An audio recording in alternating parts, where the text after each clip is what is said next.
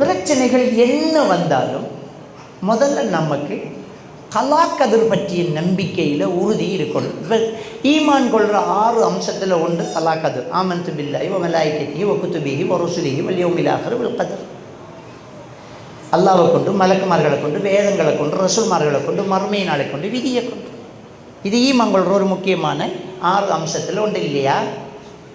அந்த கலாக்கதிரை நம்ம கண்டிப்பாக ஈமான் கொள்ளணும். எல்லாரும் ஈமான் கொண்டிருக்கோம், ஆனால் அவ்வப்போது மறக்கிறோம். மறக்கும்போது சாயிரம், அவ்வளோதான். கலாக்கதிரை எல்லாரும் தான் ஈமான் கொண்டிருக்கிறோம்.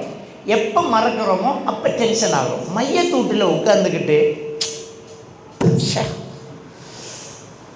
ஆப்ரேஷன் பண்ணியிருக்கலாம், அப்போ என்னடா கலாக்கதிரை நீ ஈமான் கொண்ட? லையுவகை உள்ள நப்சன் இதாஜா அஜலுஹா. எந்த ஒரு ஆத்மாவுக்கு நேரம் வந்தால் முந்தவும் மாட்டான் பிந்தவும் மாட்டான். குர்ஆனை ஓதிப்பட்டு ஈமான் கொண்டு போட்டு மௌத்தானதுக்கு போகிறவங்க கொண்டு போய் ஆப்ரேஷன் பண்ணியிருக்கலாம், அழகாக இந்தியா கேத்திருக்கலாம் அப்படின்னு சொன்னால் எங்கடா கலாக்கதிரை காணோம்? கலாக்கதிரை காணலையே. அப்போ என்ன நம்ம தப்பு பண்ணுறோம்? கலாக்கதிரை நம்பணும். நடந்து முடிஞ்சிட்டு போகிறவோ ஒரு கதையும் இல்லை, ஒத்த விஷயந்தான். சூரா ஹதீத் 22வது வசனம்.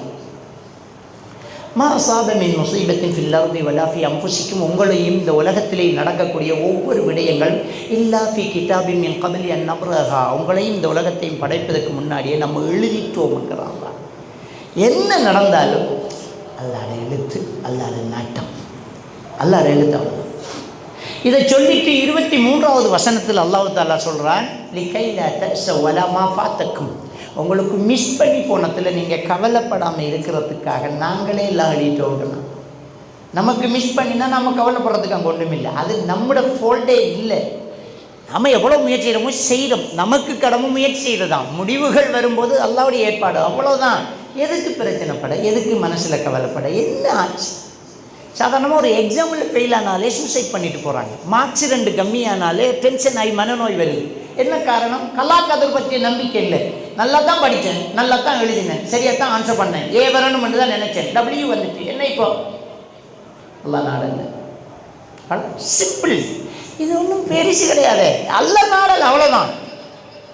சூரத்துல் அன்ஆம் 59வது வசனத்தில் அல்லாஹ் தஆலா சொல்வார், வமா தஸ்குது மின் பரக்கத்தின் இல்லாஹி யஅலமுஹா. ஒரு மரத்தில் இருக்கிற இலை கூட அல்லாஹ்வுடைய அறிவில் இல்லாமல் கீழே விழல. இலை உழுறதே அல்லாஹ் எழுதி வச்சது, அல்லாஹ் நாடினதும் அல்லாஹ் அறிந்ததும் தான் என்றால் கலாக்கதிர் 4 அடிப்படையில் நம்பணும். அல்லாஹ்வோட எழுத்து, அல்லாஹ்வோட நாட்டம், அல்லாஹ்வோட அறிவு, அல்லாஹ்வோட படைப்பு. இந்த 4 அடிப்படையில் தான் கலாக்கதிர். அது அகீதாவில் நீங்கள் தெரிஞ்சிருக்கணும். அல்லாஹ் அதை எழுதியிருக்கான், அல்லாஹ் அதை நாடி இருக்கிறான், அல்லாஹ் அதை அறிந்திருக்கிறான், அல்லாஹ் அதை படைத்திருக்கிறான். அவ்வளோ ஸ்ட்ராங், அவ்வளோ ஸ்ட்ராங். என்ன நடந்தாலும் அல்லாஹ்வுடைய ஏற்பாடு, அல்லாஹ்வோட நாட்டம், அல்லாஹ்வோட அறிவு, அல்லாஹ்வோட படைப்பு, அல்லாஹ்வோட எழுத்து நம்பணும். இந்த ஈமான் நம்மகிட்ட இருக்கும்போது அசைக்கவே முடியாது, டென்ஷனே வராது. என்ன நடந்தாலும் முதல்ல நாம் நினைக்கணும் அல்லாஹ்வோட எழுத்து, அல்லாஹ்வோட நாட்டம். சூரா ஹூத் 6வது வசனத்தில் அல்லாஹ் தஆலா சொல்கிறான், ஒமா மின் தாப்பத்தின் ஃபில் அர்தி இல்லா அலல்லாஹி ரிஸ்குஹா. இந்த உலகத்தில் உள்ள ஒவ்வொரு உயிருக்கும் ரிஸ்க்கு பொறுப்பை நாம் எடுத்துட்டோம்ங்கிறான். ரிஸ்க்கு பொறுப்பை நான் எடுத்துட்டேங்கிறேன். எதுக்கு பிரச்சனை? மையத்தோட்டில் என்ன சொல்கிறது தெரியுமா?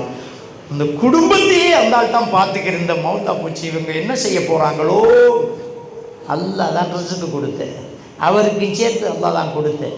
மௌத்தானா செத்துருவாங்களா? அல்லாஹ் நாடினா அதை விட சிறப்பாக கொடுத்துட்டு போகிறான். என்ன பிரச்சனை? எதுக்கு நீங்கள் இப்படி யோசிக்கிறீங்க? அல்லாஹ் குர்ஆனில் என்ன சொல்கிறான்னா, வலா தக்துலு அவுலாதக்கும் மின் இம்லாக். வறுமைக்கு பயந்து உங்கள் குழந்தைகளை கொல்லாதீங்க, கருவிலேயே வச்சு அழிச்சிடாதீங்க. இன்னொரு பிள்ளை பிறந்தா செலவு கூடுமேன்னு பேய்த்திடாதீங்க. உங்களுக்கும் அவர்களுக்கும் நாங்கள் தான் ரிஸ்க் கலக்கிறோம். என்னமோ உங்களை நீங்கள் நினச்சிக்காதீங்க நாம் உழைச்சி திண்டுக்கிட்டு இருக்கோம். நீங்கள் உழைச்சாலும் திங்க கூடாதுன்னு அல்லாஹ் நாடிட்டா ஒரு துளி தண்ணி கூட இறங்காது, வாந்தி வந்துடும். டாக்டர் சொல்லுவான், சார் நீங்கள் சாப்பிடக்கூடாது, இனி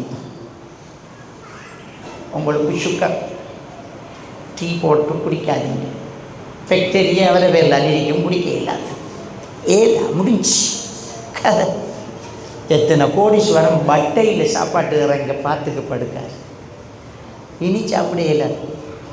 பட்டையில் தான் போடணும், முடிஞ்சு. எல்லாம் எழுதினா தான் கிடைக்கும். அமெரிக்காவுக்கு ஜனாதிபதி ஆனாலும் எழுதப்படாதது கிடைக்காது. சோமாலியாவில் பிச்சை எடுத்தாலும் எழுதினது கிடைக்கும். இதுதான் ஈமான். சாகணும் என்று நெஞ்சு குடிக்கிறவன் தப்புறான், வாழணும் என்று மருந்து குடிக்கிறவன் சாவுறான். இதுதான் விதி. விதியில் இருந்தால் மதிலால் விழுந்தாலும் சாவான், விதியில் இருந்தால் மாடியால் விழுந்தாலும் பிழைப்பான். இது நம்பினா டென்ஷன் பாதி குறையும். எந்த டென்ஷனும் இல்லை. என்ன நடந்தாலும் ஒரே வேர்டு அல்ஹம்துலில்லாஹ், அல்லாஹ்வுடைய நாட்டம், அல்லாஹ் எழுதலை, ஹலாஸ் விட்டுட்டு போயிட்டே. என்ன செய்யலாம்? நம்மகிட்ட இருக்கிற கோடிக்கணக்கான சொத்தை ஒருத்தன் ஏமாற்றி அவன் பேரில் மாட்டி எழுதிட்டான், நம்ம ரோட்டில் நிற்கிறோம். சூசைட் பண்ணிடுவாங்க, சூசைட் பண்ணிப்பாங்க. இலங்கையில் ஒரு மாற்று மத சகோதரர் ஒரு கிராமப்புறத்தில் ஒரு 5000 ரூபா காசை கொண்டு போய் ஒரு கடையில் பொருள் வாங்குறார். அவன் 500 ரூபாய்க்கு தெரியாதனமாக மிச்சம் கொடுத்துட்டான். இவரும் வீட்டை போய் பார்க்குறாரு, மிச்சத்தை குறைய தந்துட்டான். அவர் திரும்பி வரான். அவனுக்கு அந்த 5000 ரூபா அந்த ஊரில் சொல்கிறாங்க கிட்டத்தட்ட 1 மாதத்து செலவு அவனுக்கு. அவன் திரும்ப வந்து, ஐயா நீங்கள் 500 ரூபாய்க்கு தான் மிச்சம் தந்த. அவங்கெல்லாம் இல்லை, நான் 5000 ரூபாய்க்கு மிச்சம் தந்துட்டேன். கெஞ்சி பார்த்தான், தரல. வீட்டை போய் சூசைட் பண்ணிட்டான். 5000 ரூபா சூசைட் பண்ணி. அவனுடைய மனநிலை எப்படி இருந்திருப்பார்? அதை அவனால் தாங்க முடியலை, அவனால் எடுக்க முடியலை. ஒரு 5000 ரூபா காசு, அதில் 500 ரூபா கிடைச்சிருக்கு, 4500 ரூபா தான் லாஸ்ட்டு. அதுக்கு சூசைட் பண்ணிட்டான். இது அவருடைய மனநிலை. இதுவே நம்ம முஸ்லீம்களாக இருந்தால், யாழ்ப்பாணத்திலேருந்து ஓடி வந்தோமே 90-91, 1,00,000 பேர் 200 ரூபா காசோடு வந்தோம். வாங்கி வச்ச இன்னொரு செருப்பு எடுக்கலை, காதில் கிடந்த தோடு எடுக்கலை, கழுத்தில் கிடந்த மாலை எடுக்கலை, அடுக்கி வச்ச உடுப்பு எடுக்கலை, கட்டி வச்ச ஊட்டை ரசிக்க முடியலை, வாங்கி வச்ச வாகனம் என்ன, வயல் என்ன, எல்லாம் விட்டுட்டு நடுத்தருவுக்கு வந்து வசதிக்காரர்கள் எல்லாம் பேப்பரை விரித்து புத்தாளத்தில் சாப்பாடு வேண்டி திண்டோமே. ஒருத்தன் சூசைட் பண்ணானா? ஒருத்தன் சூசைட் பண்ணானா? இல்லையே. ஏன்? கலாக்கதிர். அல்ஹம்துலில்லாஹ், அல்லாஹ்வுடைய ஏற்பாடு. என்னதான் போனாலும் அல்லாஹ்வுடைய ஏற்பாடு. ஹலாஸ் ஹலாஸ், அவ்வளோதான். இந்த கலாக்கதிரை ஈமான் கொண்டுட்டால் நமக்கு எந்த பிரச்சனையும் கொடுக்கலாம். இந்த கலாக்கதிர் யாரு தந்தது? யார் செய்யலாம்? அல்லாஹ் நான் ஏற்பாடு செஞ்சுட்டேன், நான் எழுதிட்டேங்கிறான். அதான் அல்லாஹ்வுடைய திக்ர். அந்த அல்லாஹ்வுடைய திக்ர் வரும்போது அதை தாங்க முடியுது. இது ஒன்று.